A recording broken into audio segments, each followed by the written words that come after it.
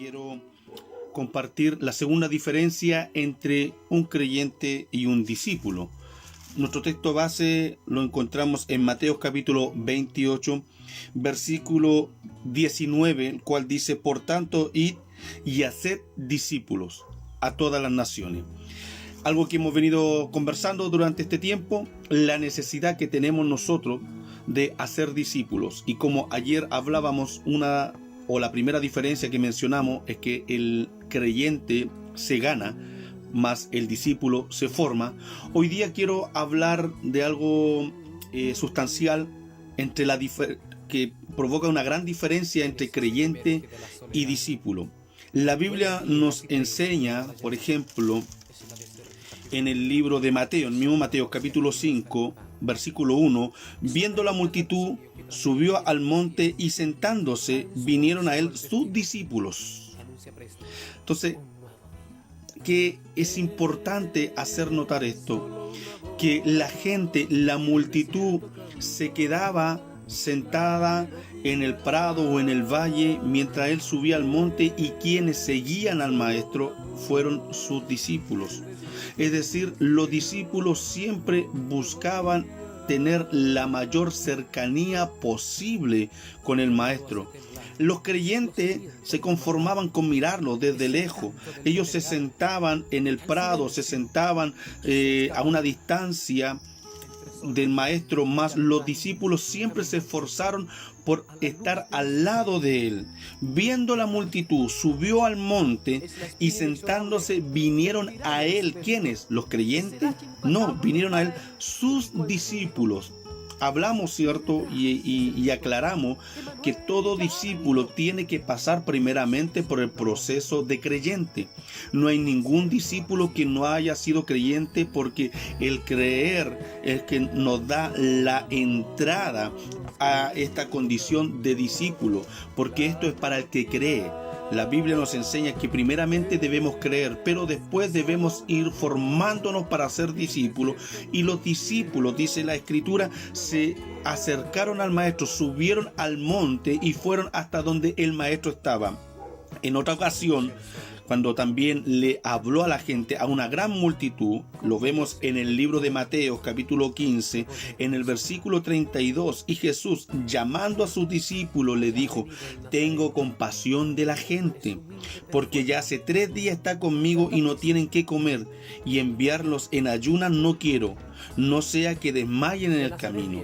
Entonces, esta es la gran diferencia que yo quiero mencionar. Aparte de que los discípulos siempre estaban cerca de su maestro, los discípulos los llamó el Señor para que le diesen de comer a los creyentes. El creyente siempre espera recibir.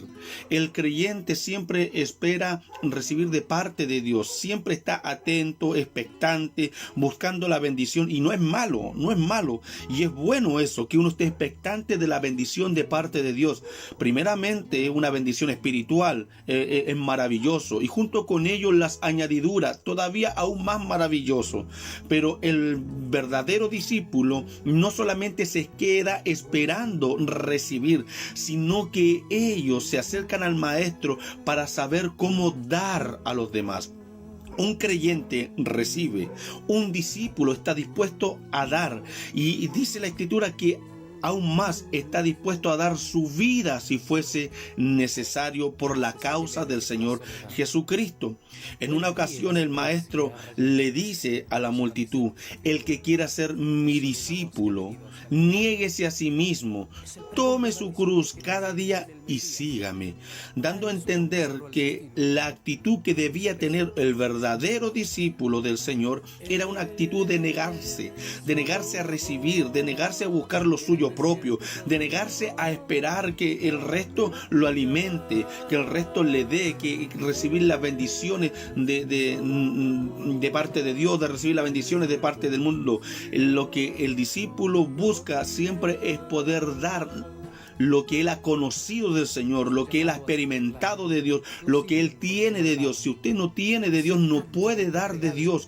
El discípulo está siempre presto y llano a tender la mano, a llevar una palabra, a alimentar al debilitado, al necesitado. Esa es la función de un discípulo. Si uno lee esta misma historia de la alimentación de los 4.000, dice que encontraron 5 panes y 2 peces.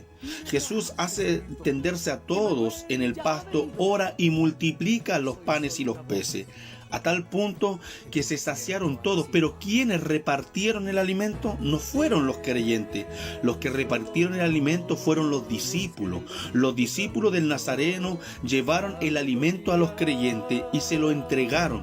Y es más, la gente se alimentó, se satisfació su necesidad primaria de alimentarse y después fueron despachados a sus casas. ¿Y quiénes quedaron recogiendo las canastas? 12 canastas quedaron. ¿Quiénes quedaron recogiendo las canastas? Fueron los discípulos. El trabajo del discípulo es entregar, es dar.